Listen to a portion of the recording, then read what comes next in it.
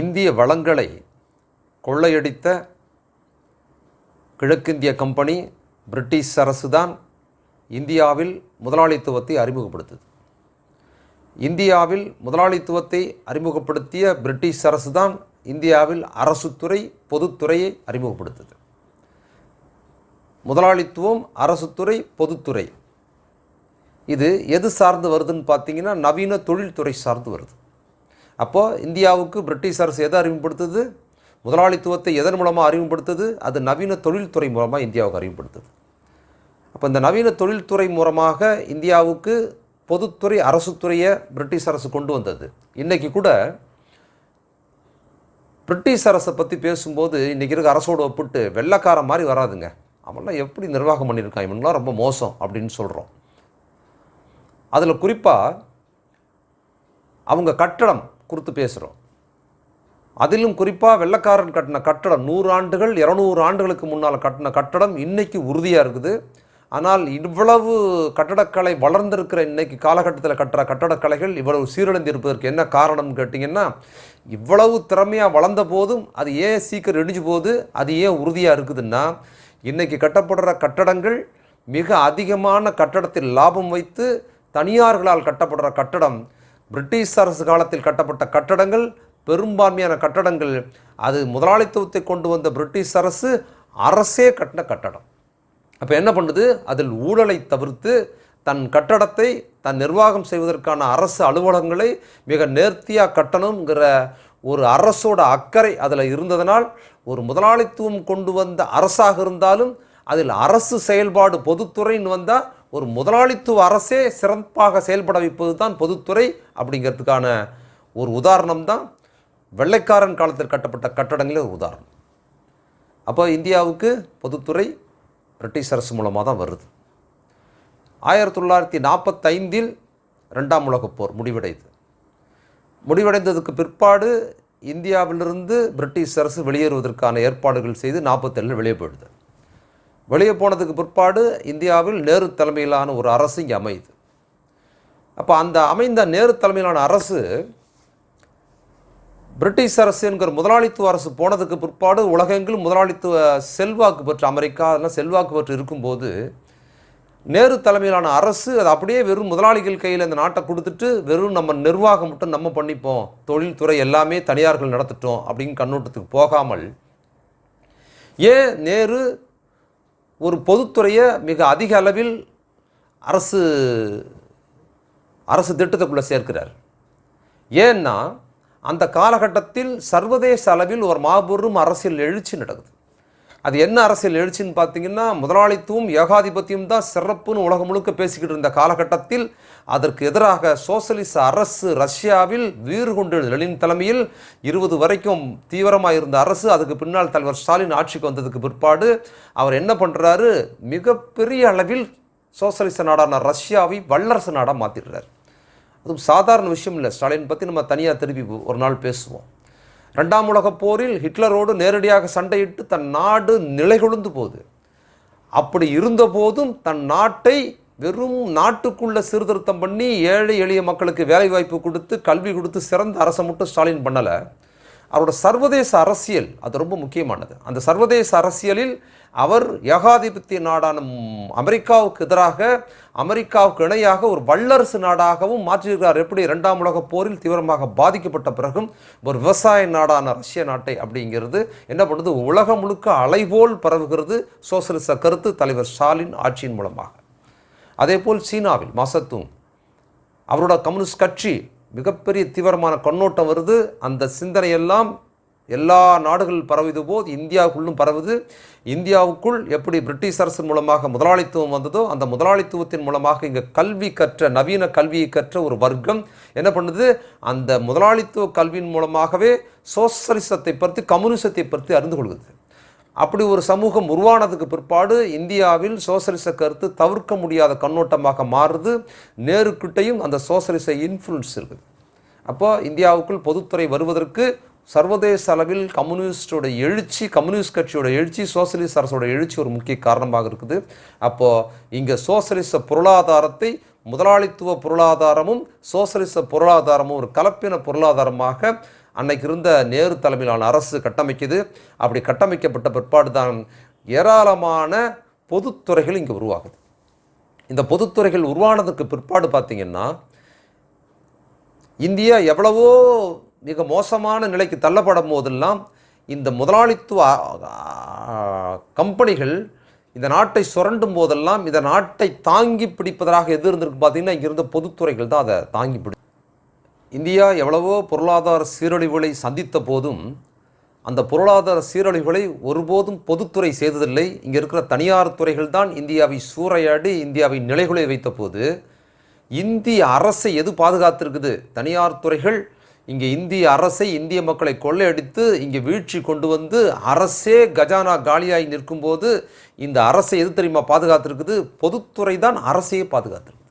அதுக்கு உதாரணம் சொல்லணும்னா எல்ஐசி மக்களும் அரசு எல்ஐசியோட உறவு இருக்குது பார்த்தீங்களா? மக்கள்கிட்டேருந்து இன்சூரன்ஸை கலெக்ட் பண்ணி மக்களுக்கும் அதில் லாபம், வேலை பார்க்குறவங்களுக்கும் லாபம், அரசுக்கும் லாபம். பல நேரங்களில் அரசு கஜானா காலியாக இருக்கும்போது எது தெரியுமா காப்பாற்றிருக்கு? பொதுத்துறையான எல்ஐசி பல கோடிகளை கொடுத்து காப்பாற்றிருக்கிறது மட்டுமல்ல, வேறு நிறுவனங்கள் திவால் ஆகும்போது அதில் இன்வெஸ்ட் பண்ணி தூக்கி விட்டுருக்க நிறுவனமும் எல்ஐசி இருந்திருக்குது. பொதுத்துறைகள் அரசை சூறையாடலை, மாறாக அரசை பாதுகாத்திருக்குது, மக்களை சேவ் பண்ணியிருக்குது. அப்போ பொதுத்துறை தான் இந்தியாவை பாதுகாத்திருக்குது, இந்திய மக்களை பாதுகாத்திருப்பதற்கு எல்ஐசி உதாரணம். நீங்கள் நினைக்கலாம் அவ்வளோ சொல்கிறீங்க, ஆனால் பிஎஸ்என்எல் ஒன்றுமே இல்லையங்க, ரொம்ப மோசமாக இருக்குது அப்படின்னு நினைக்கலாம். ஆனால் பிஎஸ்என்எல் கட்டுமானம் நல்லா தெரிஞ்சுங்க. தொலைபேசி கட்டுமானம் உருவாக்குனதில் பிஎஸ்என்எல் மாதிரியான சிறப்பை எந்த தனியார் துறையும் செய்ய முடியாது. நீங்கள் செல்ஃபோன் வந்ததுக்கு பிற்பாடு தான் மற்ற துறைகளை நீங்கள் பார்க்குறீங்க. ஆனால் ஒரு இடத்துல ஃபோன் வசதி இந்தியாவில் தொலைத்தொடர்புன்னு ஒன்று இல்லாத போது ஊரெலாம் கேபிள் தோண்டி போட்டு ஃபோன் கொண்டு போய் ஒரு ஏரியாவில் வச்சாங்க பார்த்தீங்களா? அந்த ஸ்ட்ரக்சரை எப்பவும் தனியாரால் உருவாக்க முடியாது. அது எது உருவாக்குச்சுன்னா பொதுத்துறை அரசு நிறுவனமான பிஎஸ்என்எல் தான் அது உருவாக்குச்சு. அப்போ தொலைபேசி இலாக்காவை ஒன்று உருவாக்கி அது இந்தியா முழுக்க பல இடங்களில் கேபிள் போட்டு பல நோண்டி இந்தியா முழுக்க ஒரு நெட்வொர்க்கை உருவாக்குவதற்கு எத்தனை ஆண்டுகள் பொதுத்துறை ஊழியர்களும் அரசும் சேர்ந்து அந்த கட்டுமானத்தை உருவாக்குனதுக்கு பிற்பாடு செல்ஃபோன் வந்த போது அதுக்கு டவர் அமைக்கிறது. செல்ஃபோன் டவரை எத்தனை பகுதிகளில் பிஎஸ்என்எல் உருவாக்கி பல இடங்களில் செல்ஃபோன் டவர் அதான் கொண்டு வந்து நிப்பாட்டுது. இந்த ஸ்ட்ரக்சரை கட்டுமானம் இருக்குது பார்த்தீங்களா? இந்த கட்டுமானத்தை முழுக்க பொதுத்துறையான பிஎஸ்என்எல் தான் இந்தியா முழுக்க உருவாக்கி வச்சது. அதுக்கப்புறம் என்ன பண்ணுது காங்கிரஸ் அரசு? பிஎஸ்என்எல் இருக்கும்போதே பிஎஸ்என்எலுக்கு போட்டியாக உள்ளார என்ன பண்ணுது? தனியார் துறைகளையும் அனுமதிக்குது.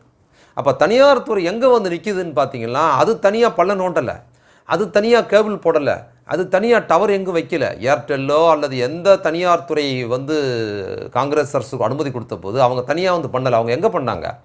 ஏற்கனவே இவ்வளோ தீவிரமான மக்கள் மத்தியில் ஸ்ட்ரக்சர் உருவாக்கி வச்சுருந்த பிஎஸ்என்எல் வச்சுருந்தாங்களோ அந்த கட்டுமானத்து மேலே வந்து உட்காந்துக்கிட்டு தான் தன்னோட சேவையை முதலாளித்துவ நிறுவனங்களாக இருக்கிற தனியார் துறை நிறுவனங்கள் ஏற்பாடு பண்ணுச்சு. இதில் என்ன பார்த்தீங்கன்னா, அப்பவும் பிஎஸ்என்எல் வீழ்த்த முடியாத அளவுக்கு ஏராளமான செல்ஃபோன் கனெக்ஷன் அது உருவாக்கி இருந்தது. பல இடங்களில் வேலை பார்த்துச்சு, பல இடங்கள் அதான் டவர் வச்சுது. அப்போது பல இடங்களில் பிஎஸ்என்எல் பொதுத்துறை ஏற்பாடு பண்ண டவரில் இருந்துக்கிட்டே தனியார் துறைகளுக்கான அனுமதியை இந்த அரசு கொடுக்குது. அப்போ என்ன பண்ணுது? தனக்கான அரசுக்கான போட்டியை அதுவே தனியாரை கொண்டாந்து கொடுத்து என்ன பண்ணுது? வீழ்ச்சியடை வைக்குது.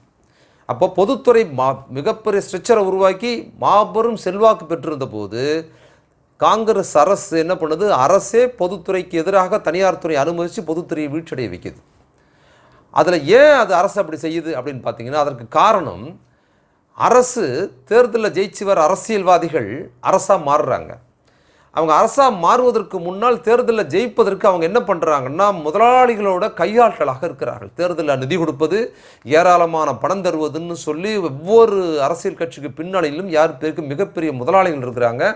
அந்த முதலாளிகளின் பிரதிநிதியாக அரசுக்கு வந்த உடனே அரசாக மாறிய அரசியல் கட்சி என்ன பண்ணுதுன்னா, அரசுக்கு எதிராக தனக்கு பணம் கொடுத்த முதலாளிகளுக்கு ஆதரவாக விசுவாசமாக என்ன பண்ணுது? தன்னோட அரசு துறையை வீழ்ச்சியடை வைப்பதற்கு அதை டீப்ரமோட் பண்ணிட்டு தனியார் துறையில் உள்ளே கொண்டு வந்து வைக்கிற வேலை எங்கே இருக்குது? அரசியல் கட்சியாக இருந்து அரசாக மாறிய இந்த கட்சிகளின் கட்டமைப்பில் உருவாகுது. அப்போ என்ன பண்ணுது? பிஎஸ்என்எல் வீழ்ச்சி அப்படி வருது. பிஎஸ்என்எல் பொதுத்துறை வீழல, அது வீழ்த்தப்பட்டது. குறிப்பாக அதே போல் அதை பார்த்து வேலை பார்த்த ஊழியர் அவர்கள் மிக சிறப்பான கட்டமைப்பு உருவாக்குறாங்க. ஆனால் தனக்கான போட்டியை பிஎஸ்என்எல் வீழ்த்த முடியாதுன்னு தெரிந்து கொண்ட தனியார் நிறுவனங்கள் என்ன பண்ணுறாங்க தெரியுமா? அவங்க ஊழல் செய்கிறாங்க. என்ன ஊழல் செய்கிறாங்க?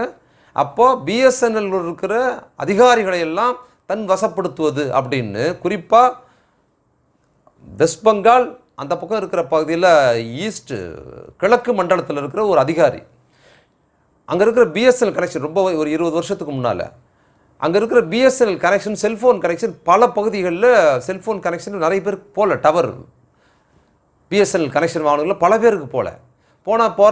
இந்த பக்கத்தில் போனால் சரி பிஎஸ்என்எல் ஒர்க் பண்ணல நிறைய பேர் என்ன பண்ணுறாங்க, பிஎஸ்என்எல் சரண்டர் பண்ணிவிட்டு வேறு தனியாருக்கு ஏர்டெல் மாதிரி ஏதோ ஒரு தனியார் நிறுவனத்துக்கு போகிறாங்க. அப்போ ரொம்ப நாள் பொறுத்து ஆய்வு பண்ணி கண்டுபிடிச்ச போது என்னென்னா, அந்த ரீஜனலுக்கு அந்த டிவிஷனுக்கு அந்த ரீஜனலுக்கு வந்து டைரக்டராக இருந்த அதிகாரி என்ன பண்ணியிருக்காரு, உத்தரவே போட்டிருக்கிறார். பல பகுதிகளில் பிஎஸ்என்எல் கனெக்ஷன் சரியாக போகக்கூடாதுன்னு ஏற்பாடு பண்ணது அவர் தான் சொல்லி செஞ்சுருக்கிறாருன்னு தெரிஞ்ச உடனே அவர் என்ன பண்ணுறாங்க, பதவியிலேருந்து டிஸ்மிஸ் பண்ணுறாங்க. டிஸ்மிஸ் பண்ணோன்னே என்ன தெரியுமா ஆகுறாரு அந்த அதிகாரி, டிஸ்மிஸ் பண்ணி ஜெயிலில் போடல. அவர் என்ன தெரியுமா பண்ணுறாரு, பொதுத்துறையை கூட சீரழித்த அந்த அதிகாரி என்ன தெரியுமா பண்ணுறாரு, எந்த தனியார் துறைக்காக இங்கே இருந்துக்கிட்டு வேலை பார்த்தாரோ டிஸ்மிஸ் பண்ண உடனே அந்த தனியார் துறையில் பெரிய அதிகாரியை போடுறாரு. அப்போ பொதுத்துறை யார் சீரழிக்கிறா? பொதுத்துறையை வீழ்த்தவே முடியாது. இதுபோல் அரசியல்வாதிகள், அதிகாரிகள் தனியார் துறையின் கைகூலிகளாக மாறுவதனால் பொதுத்துறை வீழ்த்தப்படுது. அப்படி தான் பிஎஸ்என்எல் வீழ்த்தப்படுது. அதுபோல் தான் எல்ஐசி மிக லாபமாக இயங்கிக்கிட்டு இருந்துச்சு. பிஎஸ்என்எல் கூட இப்படி செயற்கையான காரணங்களில் சொல்லி அது நஷ்டத்துக்கு வந்தது. ஆனால் எல்ஐசி நஷ்டத்துக்கே வரல, லாபகரமாக இயங்கிக்கிட்டு இருந்த போதே காங்கிரஸ் அரசு என்ன பண்ணுச்சு, இன்சூரன்ஸில் வந்து தனியாரை கொண்டாந்து விட்டுது.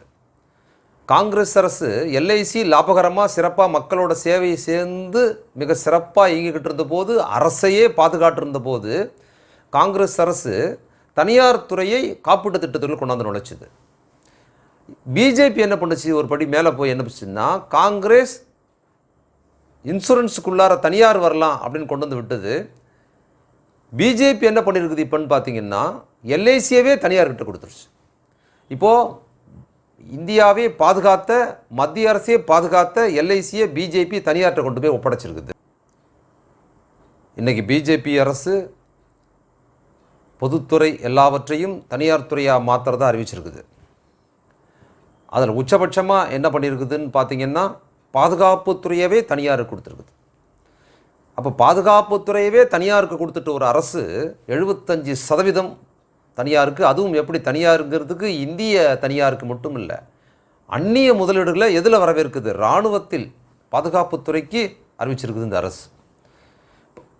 எல்லாவற்றிலும் தனியார் துறையை மிக தீவிரமாக அறிவித்திருக்கு இந்த அரசு. இப்போ தனியார் துறை வந்ததுக்கு பிற்பாடு இடஒதுக்கீடு என்ன ஆகுன்னு ஒரு கேள்வி. ஏன்னா இடஒதுக்கீடு பொதுத்துறையில் மட்டும்தான் இருக்குது, தனியார் துறையில் இடஒதுக்கீடு கிடையாது. அப்போ இடஒதுக்கீட்டை பாதுகாக்கணும்னா என்ன பண்ணணும்னா, நாம் பொதுத்துறையை பாதுகாத்தே ஆக வேண்டும். அப்போ இடஒதுக்கீடு கோரிக்கையை மட்டும் முன்வைத்து நமக்கு தனியார் துறையிலும் இடஒதுக்கீடு வேணுங்கிற கோரிக்கையை வைத்தால் இடஒதுக்கீடு கிடச்சிருமில்ல அப்படின்னு ஒரு சிந்தனை பல பேருக்கு வரலாம். அப்போ தனியார் துறையிலும் எங்களுக்கு இடஒதுக்கீடு கொடுங்க, நீங்கள் பொதுத்துறையை தனியார் துறையாக மாற்றுறது எங்களுக்கு பிரச்சனை இல்லை, எங்களுக்கு வேலை வாய்ப்பு இடஒதுக்கீடு பிரகாரம் சாதி ரீதியாக இருக்கிற மக்களுக்கு என்ன இடஒதுக்கீடு பொதுத்துறையில் தரப்பட்டதோ அதை நீங்கள் தனியார் துறையிலும் தாங்க அப்படின்னு ஒரு கோரிக்கையை முன்வைப்பது நியாயம் போல தோணலாம். ஆனால் அது நியாயமல்ல. அது ஏறக்குறைய இந்த அரசு எப்படி பொதுத்துறையை தனியார் துறைக்கு மாற்றுதோ அதை சமூக நீதி அரசியலின்படி தனியார் துறைக்கு ஆதரவு தெரிவிக்கிற ஒரு மிக மோசமான ஒரு நிலைப்பாடாக தான் அது மாறும். இடஒதுக்கீடு கோரிக்கையை மட்டும் வைத்துக்கொண்டு இந்த பொதுத்துறை தனியார் துறைக்கு மாறுவதை அணுகுவது தனியார் துறையை ஆதரிப்பதாக மாறும். அது பொதுத்துறைக்கு எதிரான கருத்தாக மாறிடும். அப்போது நீங்கள் பொதுத்துறைங்கிறத எப்படி பார்க்கணும் அப்படின்னா, பொதுத்துறை என்பது வெறும் வேலைவாய்ப்பு மட்டுமல்ல. இப்போ எளிய மக்களுக்கான வேலைவாய்ப்பு மட்டும் பொதுத்துறை கிடையாது. பொதுத்துறையோட சிறப்பு அது மக்களுக்கான சேவை செய்வது. இப்போ இடஒதுக்கீட்டில் போகிற எளிய சமூகத்தில் படிச்சுட்டு வந்து இடஒதுக்கீட்டில் போகிறவருக்கு ஒரு இடஒதுக்கீட்டில் வேலை கிடைக்குதுன்னு வச்சுங்க. ஒரு ஊர்லேருந்து படிச்சுட்டு போகிறாருன்னா அந்த ஊர்லேருந்து ஒருத்தருக்கும் 2 பேருக்கும் வேலை கிடைக்கும், அதோடு போதுமா? ஆனால் பொதுத்துறை என்ன தெரியுமா பண்ணால் சேவை செய்வது. பொதுத்துறை நிறுவனம் மக்களுக்கு எப்படி இடஒதுக்கீட்டில் எளிய மக்களுக்கான திறமையோடு இருக்கிற எளிய மக்களுக்கு எப்படி வேலைவாய்ப்பை கொடுத்து பொதுத்துறை சிறப்பாக இயங்குதோ, அதே போல் அதோட இன்னொரு பக்கம் யாருக்காக அவர் வேலை பார்க்குறது அப்படின்னு இருக்குல்ல, அது யாருக்காக வேலை பார்க்குறதுன்னா எந்த சமூகத்திலேருந்து படித்து வந்தாரோ அந்த சமூக மக்களுக்கு வேலை பார்க்கணும். அதுதானே இடஒதுக்கீடோட அடிப்படை. அப்போ தனியார் துறைக்கு போயாச்சுன்னா என்ன ஆகுன்னா, இடஒதுக்கீடு கொடுத்துட்டு நீங்கள் வேலை வாங்கிட்டாலும் அவர் இடஒதுக்கீட்டில் படிச்சுட்டு போனவர் யாருக்கு வேலை பார்ப்பார் தெரியுமா? தனக்கு எதிராக இருக்கிற சமூக அமைப்புக்கு வேலை பார்ப்பார், தன் மக்களுக்கு எதிரான ஒரு நபராக தான் மாறி போவார். அப்போ பொதுத்துறை என்பது என்னன்னா, அது மக்களுக்கு சேவை செய்வது. குறிப்பாக போக்குவரத்து இன்றைக்கி இந்த ஆம்னி பஸ் எடுத்துக்குங்க. அரசு போக்குவரத்துக்கும் ஆம்னி பஸ்ஸுக்குள்ள வித்தியாசம். அப்போ ஆம்னி பஸ்ஸை நீங்கள் எடுத்துக்கிட்டிங்கன்னா அது மக்களுக்கு சேவைக்கெல்லாம் வர்றதில்லை. என்ன பண்ணோம்? அது வியாபாரம் தான், லாபம் தான். உன்கிட்ட காசு இருந்தால் தான் நீ மதுரைக்கு போக முடியும், உனக்கு பணம் இருந்தால் தான் நீ உன் சொந்த ஊருக்கே போக முடியும், இல்லாட்டி போகவே முடியாது. அப்போ என்ன பண்ணணும்? அவங்க நிர்ணயிக்கிற பணம். உங்ககிட்ட பணம்னா என்ன இவ்வளோ தான் இருக்குது போகலாம்லாம் கிடையாது. அவர்கள் என்ன பணம் நிர்ணயிக்கிறாங்களோ, இப்போவும் தீபாவளிக்கு ஒரு ரேட்டு, பொங்கலுக்கு ஒரு ரேட்டு, விடுமுறை நாட்கள் ஒரு ரேட்டுன்னு வச்சுருக்கிறாங்களே, அதுபோல் அவங்க என்ன ரேட்டு வேணுமோ வச்சுப்பாங்க. லாப நோக்கம் மட்டும்தான் காரணமாக இருக்கும். உங்கள்கிட்ட குறைவான பணம் இருந்தால் பயணம் பண்ணவே முடியாது. இன்றைக்கி எப்படி கால்நடையாக போக்குவரத்து இல்லாமல் புலம்பெயர்ந்த தொழிலாளர்கள் நடந்து போகிறாங்களோ, அது எப்பவும் போல் நிரந்தரமாக மாறிடும். எல்லார் துறையும் தனியார் துறைக்கு மாறிச்சு. ஆனால் அரசு போக்குவரத்து என்ன தெரியுமா? அரசு போக்குவரத்தில் லாபம் 2ஆம் பட்சம், மாறாக மக்களின் சேவை முதன்மையானது. அப்போ கிராமப்புறத்தில் பஸ்ஸு போகணும்னு சொன்னால் அந்த ஊரில் கலெக்ஷன் இருந்தால் தான் தனியார் பஸ்ஸு போகும். ஆனால் அரசு போக்குவரத்து கலெக்ஷன் இல்லாட்டிலும் இயங்கியாகணும். ஏன்னா அந்த கிராம மக்களுக்கு அவ்வளவு தூரம் நடந்து போக முடியாது. அவர்களுக்கான சேவையை அரசு தான் செய்ய முடியும். இன்னும் அரசு மிக சிறப்பாக செயல்படுற இடம் சொல்லணும்னு சொன்னால் மருத்துவமனை. இன்னைக்கு சர்வதேச அளவில் இந்தியாவில், அதுவும் குறிப்பாக தமிழகத்தில் இயங்குகிற அரசு மருத்துவமனை போல் இந்தியாவில் இல்லை, உலகத்தில் எங்கேயுமே கிடையாது. அப்படி ஒரு ஸ்ட்ரக்சர் எப்படி வந்தது? அது அரசு மருத்துவமனை மட்டும்தான் செய்ய முடியும். அரசு மருத்துவமனை அது இன்னைக்கு வீழ்த்தப்பட்டிருக்குது. அதாவது எவ்வளவு வீழ்ச்சியை சந்தித்தாலும் அரசு மருத்துவமனை நெட்வொர்க்கில் மக்கள் போய் அங்கே புழங்குறதுக்கு பார்த்தீங்களா, ஓபியில் போய் பாருங்கள். அரசு மருத்துவமனையில் ஏராளமான மக்கள். இன்றைக்கி எவ்வளவோ தனியார் மருத்துவமனை வந்திருக்கு, எவ்வளவோ அங்கங்கே டிஸ்பென்சரி வந்திருக்கு, கிளினிக் வந்திருக்கு. எல்லாம் வந்திருந்த போது கூட எளிய மக்கள் ஆயிரக்கணக்கான பேர் கூட்டமாக அரசு மருத்துவமனையில் நிற்கிறாங்கன்னு தெரியுமா? அதோட சேவை தான் முக்கியம். அப்போ அரசு மருத்துவமனை நெட்வொர்க் இன்றைக்கும் அரசு மருத்துவமனையில் மிக சிறப்பான மருத்துவத்தை, உலகத்தரமான மருத்துவத்தை அங்கே தராங்க. அதோட நிர்வாக சீரழிவை ஒட்டுமொத்தமான அரசு மருத்துவம் எதிரான கண்ணோட்டமாக மாற்றுவது வேறு. அரசு மருத்துவமனையை அரசு கைவிட்டு தனியார் மருத்துவமனையை ஊக்குவிக்குது. அப்போ அரசு மருத்துவமனை என்னைக்கு சீரழிஞ்சதுன்னு பார்த்தீங்கன்னா, என்னைக்கு கல்லூரிகள், குறிப்பாக மருத்துவ கல்வி என்னைக்கு தனியார் மயமாக மாக்கப்பட்டதோ, என்னைக்கு மருத்துவமனைகள், தனியார் மருத்துவமனைகள் ஏராளமாக ஊக்கப்படுத்தப்பட்டதோ, அன்னைக்கு அரசு மருத்துவமனையில் சீர்கேடுகள் ஆரம்பிக்கப்பட்டது. எப்படி பிஎஸ்என்எல்ங்கிற பொதுத்துறையை அரசு கைவிட்டுட்டு தனியார் துறைக்கு ஆதரவாக நடந்தது, பிஎஸ்என்எல்ல வேலை பார்த்த அதிகாரி எப்படி பொதுத்துறையாக இருக்கிற தன் நிர்வாகத்துக்கு எதிராக இருந்துக்கிட்டு தனியார் துறைக்கு வேலை பார்த்தாரோ, அதுபோல் ஒருத்தர் 2 பேர் அரசு மருத்துவமனையில் இருக்கலாம். அப்போ அரசு மருத்துவமனை சீர்கேடை அரசு எப்படி பார்க்குதுன்னா, வேலை பற்றாக்குறை, தேவையான நோயாளிகளுக்கு தேவையான மருத்துவர்களை நிர்ணயிக்கிறது இல்லை, அப்படியே விட்டுறது. நோயாளிகளை கவனிப்பதற்கான செவிலியரை நியமிக்கிறது இல்லை, அப்படியே விட்டுறது. அங்கே மருந்து கொடுக்குறவங்களை நியமிக்கிறதில்ல, விட்டுறது. அப்போது அரசு என்ன பண்ணுது? அரசு மருத்துவமனையை மிக சிறப்பாக நடத்தணுங்கிற கண்ணோட்டத்தை கைவிட்டு தனியார் மருத்துவமனை ஊக்கப்படுத்துறது. அதே போல் மிக சிறந்த அரசு மருத்துவமனைகள் இருக்கும் போதே சில மருத்துவர்கள் அரசு மருத்துவராக இருந்துக்கிட்டே தனியார் மருத்துவமனை நடத்துகிற அரசு டாக்டர்கள் அரசு மருத்துவமனை 2ஆம் பட்சமாக பார்ப்பது, அலட்சியமாக பார்ப்பது என்கிற இந்த கண்ணோட்டம்லாம் என்ன பண்ணுதுன்னா, அரசு மருத்துவமனை வீழ்ச்சி அடைய வைப்பதற்கு காரணமாக இருக்குது. இவ்வளவு சீர்கேடுகள் நடந்த போதும் கூட அரசு மருத்துவமனை இந்த நெட்வொர்க்கை ஒருபோதும் தனியார் மருத்துவமனை செய்யவே முடியாது. இந்த எளிய மக்களை வைத்துக்கொண்டு இவ்வளவு சிறந்த மருத்துவத்தை அரசு மருத்துவத்தை தர முடியும். மிக சிறந்த திறமையான மருத்துவர்கள் எங்கே இருக்கிறாங்கன்னு பார்த்தீங்கன்னா அரசு மருத்துவமனை தான் இருக்கிறாங்க. அப்போ கவர்மெண்ட் டாக்டர்ஸ்க்கு இன்றைக்கும் கூட ஒரு மாற்று இறுதி அறுவை சிகிச்சை செய்வதற்கு அமெரிக்கா போன்ற நாடுகளில் அப்படி வளர்ந்துருக்கு இப்படி வளர்ந்துருக்குனாலும் பல லட்சங்கள், பல கோடிகள் நீங்கள் செலவு பண்ண சாதாரண மக்களை படிக்க முடியாது. ஆனால் இந்தியாவில் செலவே இல்லாமல் மாற்று இறுதி அறுவை சிகிச்சையை மிக சிறந்த டாக்டர்கள் செய்ய முடியும்னா அது சென்னையில் அரசு மருத்துவமனையில் செய்ய முடியுது. அப்போ அரசு மருத்துவமனைங்கிறது பொதுத்துறை எவ்வளவு சிறப்பானது என்பதற்கு வெறும் இடஒதுக்கீடு மட்டும் காரணம் இல்லை. இடஒதுக்கீட்டில் படித்து மிக சிறந்த டாக்டராக அரசு டாக்டராக போகிறதுக்கான வாய்ப்பு இருப்பது போலவே அந்த எளிய மக்கள் போய் மருத்துவம் எடுப்பதற்கான ஒரு சேவை இருக்குது பார்த்தீங்களா, அது பொதுத்துறை மட்டும்தான் செய்ய முடியும். அதனால் பொதுத்துறையை பாதுகாப்பது என்பது பொதுத்துறை தான் எங்களுக்கு வேணும், தனியார் துறை கூடாது என்கிற கோரிக்கை தான் பொதுத்துறையை பாதுகாக்கும், இடஒதுக்கீட்டை பாதுகாக்கும், எளிய மக்களை பாதுகாப்பும். மாறாக தனியார் துறையில் இடஒதுக்கீடு 100% தந்தாலும் அது எளிய மக்களுக்கு ஆதரவாக இருக்காது. எளிய மக்களை வைத்துக்கொண்டே எளிய மக்களுக்கு எதிரான ஒரு ஸ்ட்ரக்சருக்கு மாறும். தனியார் துறை எப்போதும் அது லாப நோக்கத்தில் மட்டுமே இயங்கும், மக்களுக்கான சேவையில் இயங்காது. இன்னைக்கு இருக்கிற சூழல்ல ஒட்டுமொத்தமான பொதுத்துறை எல்லாவற்றையும் தனியார் துறைக்கு மாற்றுவதை கண்டித்து நாம் மிக தீவிரமாக பொதுத்துறையை பாதுகாப்பது, மீண்டும் பொதுத்துறையை கொண்டு வருவது என்கிற போராட்டத்தை முழக்கத்தை முன்னெடுப்பது தான் சமூக நீதி அரசியலில் முதல் படியாகவும் வெற்றிப்படியாகவும் இருக்கும். சுதேசியம் பேசிய அரசுகள், அது காங்கிரஸ் அரசாக இருந்தாலும் இன்றைக்கி இருக்கிற பிஜேபி அரசு இருந்தாலும் சரி, மிக தீவிரமாக சுதேசியம் பேசியது, நாட்டுப்பற்று கொடுத்து பேசியது, இந்திய நாகரு இந்திய பொருளே வாங்குன்னு நமக்கு போதித்ததெல்லாம் இவர்கள் தான். ஆனால் இன்னொரு புறத்தில் அரசாக இருந்து கொண்டு அந்நிய முதலீடுகளை கொடுத்து இன்றைக்கி இந்தியாவையே தூக்கி அந்நிய நாட்டுகளை கொடுக்குற அளவுக்கு மாறி இருக்குது. காங்கிரஸ் அரசு தனியார் துறை ஏகாதிபத்திய நிறுவனங்களை உள்ளே கொண்டு வந்து விட்டது அப்படிங்கிறத அவர்கள் ஆரம்பித்து வைத்து செய்தார்கள் என்றால், இன்னைக்கு பிஜேபி என்ன பண்ணுது, காங்கிரஸ் சரியில்லைன்னு சொல்லிட்டு வந்த சுதேசி கருத்துக்களில் மிக தீவிரமாக, அதுவும் இந்து சுதேசியம் பேசுவது, மகாபாரத காலத்தில் இல்லாததா, ராமாயண காலத்தில் இல்லாத அறிவியலா, மகாபாரதத்தில் இல்லாத விஞ்ஞானமா, அப்போவே ராக்கெட் விட்டோம், வேத காலத்தில் ராக்கெட் விட்டோம், வேற காலத்தில் நாங்கள் மகாபாரதத்தில் டெஸ்ட் டியூப் பேபி கண்டுபிடிச்சோம்லாம் அவ்வளோ சவடால் பேசுகிற இவர்கள் அரசாக பார்க்கும்போது எப்படி நடத்துக்கிறாங்கன்னு பார்த்தீங்கன்னா, ஏற்கனவே இருக்கிற பொதுத்துறையெல்லாம் எங்கே கொண்டு போய் கொடுக்குறாங்கன்னா, இவர்கள் நேராக கொண்டு போய் என்ன பண்ணுறாங்க, வெளிநாட்டு கம்பெனிகள், இன்னும் சொல்லப்போனால் இவர்கள் மொழியில் சொல்லணும்னா கிறிஸ்துவ நிறுவனங்கள்கிட்ட கொண்டு போய் கொடுக்குறாங்க.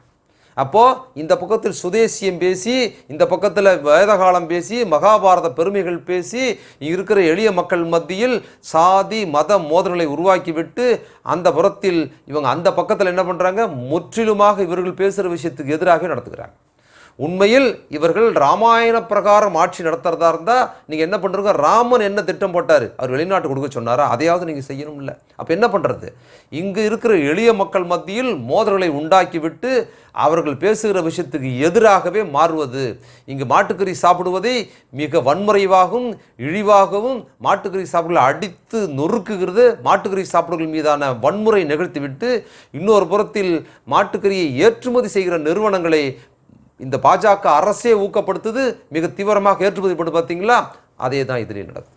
அப்போ என்ன பண்ணுது, பிஜேபிக்கும் காங்கிரஸுக்குமான வேலைகள், இந்த சுதேசியம் பேசுகிற ரெண்டு பேர்லையும் என்ன வித்தியாசம் இருக்குதுன்னு பார்த்தீங்கன்னா, பிஜேபி தொழிலாளர்கள் இருக்கும்போது காங்கிரஸ் அரசு தொழிலாளர்களுக்கு என்ன பண்ணுச்சு, இனி அவர்களுக்கு பென்ஷனே கிடையாதுன்னு அறிவிச்சது.